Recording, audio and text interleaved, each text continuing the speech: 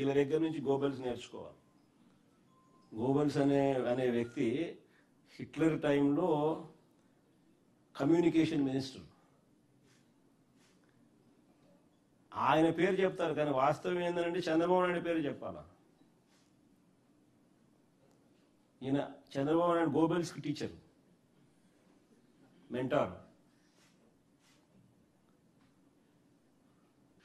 Super 6 super 7 అట్లా advertisement ఇస్తున్నాడు, వాళ్ళు టీవీలో ఊరగొడుతున్నారు, వాళ్ళ పార్టీకి సంబంధించిన వాళ్ళతో చెప్పించేసేస్తారు.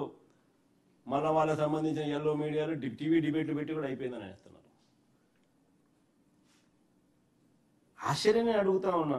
ఒకసారి మన సూపర్ 6 సూపర్ 7 వాళ్ళ సూపర్ 6 సూపర్ 7గా వాళ్ళు చూపించింది పెట్టుమా, ఇంతకుముందు చూపించిన చూడు.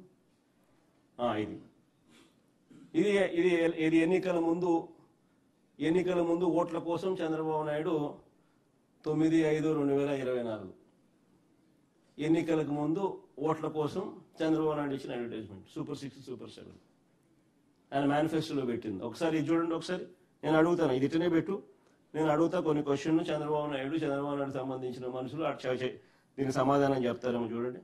నిరుద్యోగ భృతి కింద నెల 3,000 రూపాయలు ఇస్తానన్నాడు. నిరుద్యోగ భృతి కింద నెల 3,000 రూపాయలు ఇస్తానన్నాడు. 2 ఏళ్ళకి కలిపి 72,000.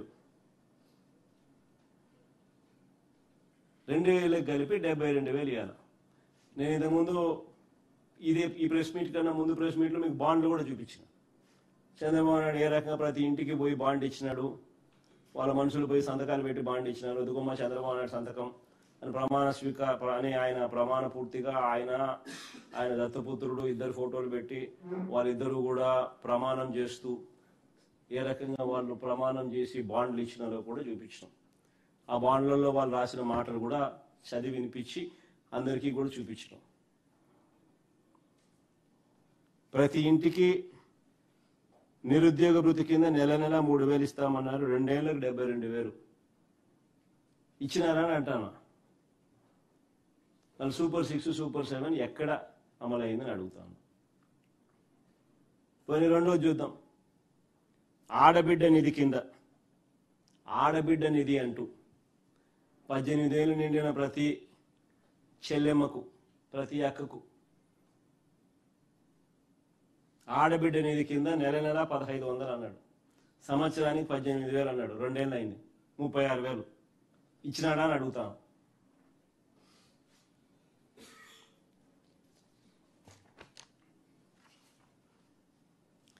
పోనీ 50 ఏళ్ళకి పెన్షన్ అన్నాడు. కింద చూడండి, బీసీ ఎస్సీ ఎస్టీ ముస్లిం మైనారిటీలకు 50 ఏళ్ళకి పెన్షన్. Super 6 super 7 హామీలే. నెలకు 4,000 చొప్పున, ఏడాదికి 48,000, 2 ఏళ్ళకి కలిపి 96,000. మళ్ళీ ఇచ్చినాడా అంటున్నా. మరి ఎవరికి ఇచ్చినాడా అని అంటాం.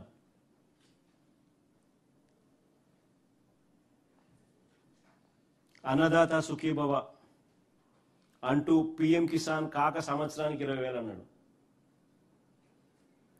2 ఏళ్ళకి కలిపి 40,000, ఇచ్చింది 10,000, 30,000 ఎగరగొట్టినాడు. ఇది మోసం కాదా అని అడుగుతా ఉన్నా. తల్లికి వందనంలో అమ్మఒడిని పేరు మార్చినాడు, తల్లికి వందనం అన్నాడు. తల్లికి వందనం తల్లికి వందనంలో ప్రతి పిల్లాడికి ఇస్తానన్నాడు. అందరికీ 15,000 అన్నాడు. తీరా చూస్తే మొదటి సంవత్సరం ఎగరగొట్టినాడు. రెండో సంవత్సరానికి వచ్చేసరికి 15,000 కాస్త రెండో సంవత్సరానికి వచ్చేసరికి ఏకంగా 20 లక్షల మంది పిల్లలకు తగ్గించేసినారు. తగ్గడమే కాకుండా 15,000 కాస్త తీరా వచ్చేసరికి 8,000, 9,000, 10,000, కొందరికి మాత్రమే 13,000. అంటే 2 ఏళ్ళకి కలిపి ప్రతి పిల్లాడికి ఇవ్వాల్సింది 30,000. ఇచ్చింది ఎంత అంటే కొందరికి 8,000, కొందరికి 9,000, కొందరికి ఎగరగొట్టడం, కొందరికి 10,000, కొందరికి 13,000. ఇది జరిగింది. ఇది మోసం కాదని అడుగుతాను.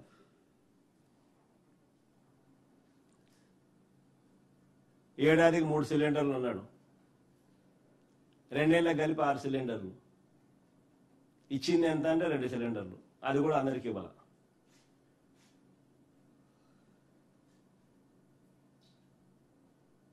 ఇది మోసం కాదా అని అడుగుతా ఉన్నా.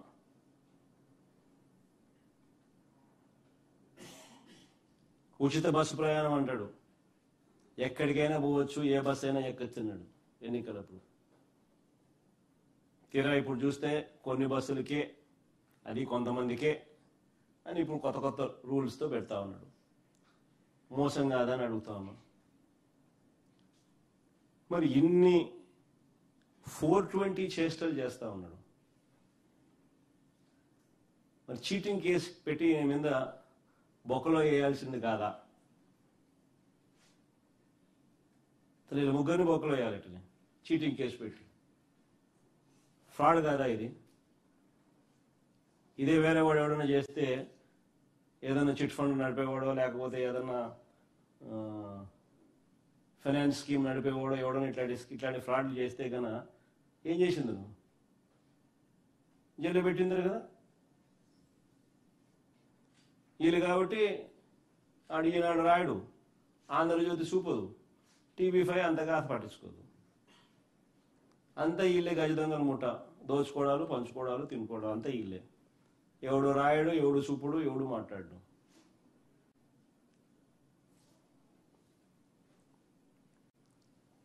మరోవైపు పరిస్థితి చూస్తే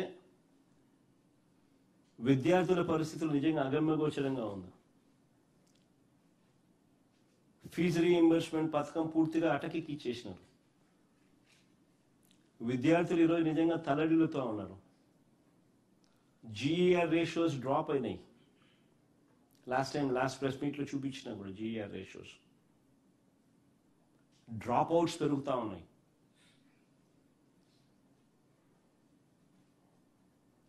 పిల్లలు చదువులు మానేస్తూ ఉన్నారు. చదువుల కోసం తల్లిదండ్రులు అప్పుల పాలు అవుతా ఉన్నారు. ఫీజు రీఇంబర్స్మెంట్ పరిస్థితి చూస్తే జనవరి, ఫిబ్రవరి, మార్చ్ క్వార్టర్ 2024, జనవరి, ఫిబ్రవరి, మార్చి మా హయాంలో ప్రతి క్వార్టర్ అయిపోయిన వెంటనే వెరిఫికేషన్ చేసి వెంటనే నెక్స్ట్ క్వార్టర్ రాకమునిపే డబ్బులు ఇచ్చేవారు. తల్లుల ఖాతాల్లోకి డబ్బులు పడేవి.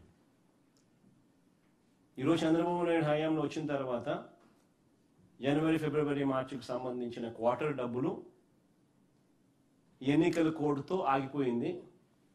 March 16th ఎన్నికల కోడ్ ఇచ్చినారు. ఎన్నికల కోడ్ వచ్చింది, ఆగిపోయింది. అంతే, అక్కడ ఆగిపోయింది. ఈ డిసెంబర్ నాటికి 8 క్వార్టర్స్,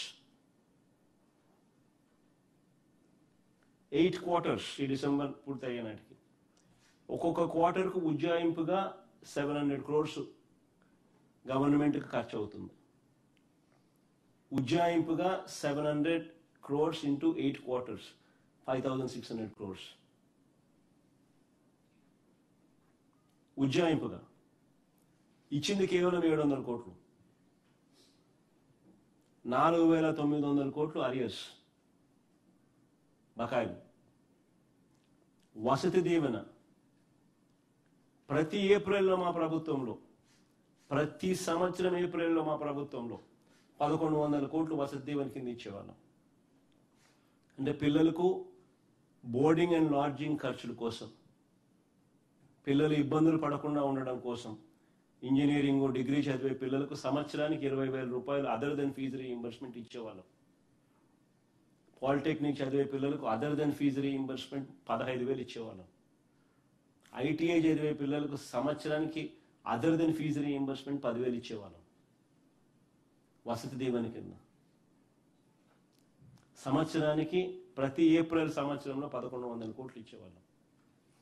ఏప్రిల్ 2024 ఎలక్షన్ కోడ్ వల్ల ఆగిపోయింది. ఏప్రిల్ 2024, ఏప్రిల్ 2025 1,100 కోట్లు, 2,200 కోట్లు బకాయిలు. విద్యా దీవెన బకాయిలు 4,900 కోట్లు, వసతి దీవెన బకాయిలు 2,200 కోట్లు. రెండు కలిపితే 7,100 crores డ్యూస్.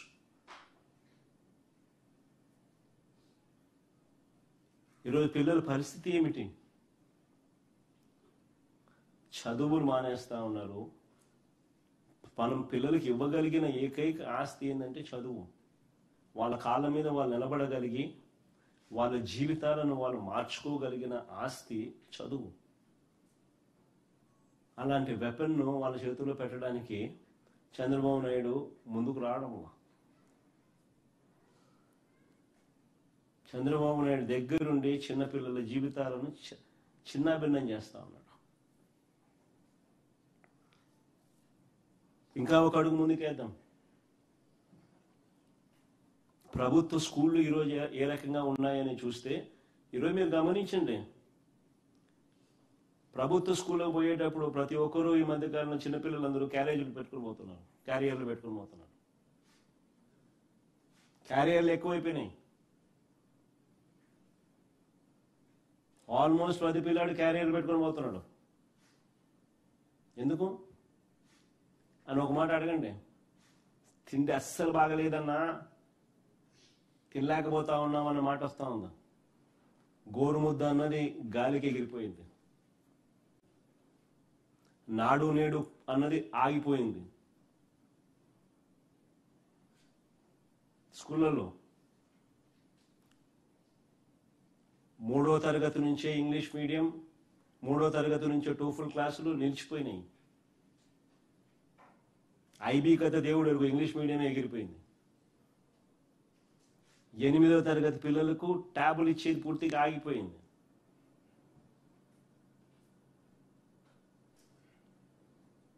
ఈరోజు పిల్లల పరిస్థితి ఎట్లుందనంటే, ప్రభుత్వ హాస్టళ్లలో అందరూ నిజంగా మీరు అందరూ కూడా దీని మీద ధ్యాస పెట్టండి.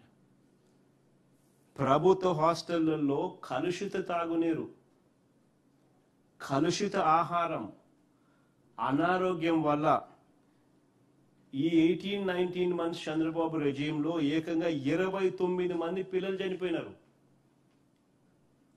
29 మంది పిల్లలు చనిపోయినారు. This is a record. 29 మంది పిల్లలు చనిపోయినారు. ఏ స్కూళ్ళలో చనిపోయినారు, ఏ హాస్టళ్ళకు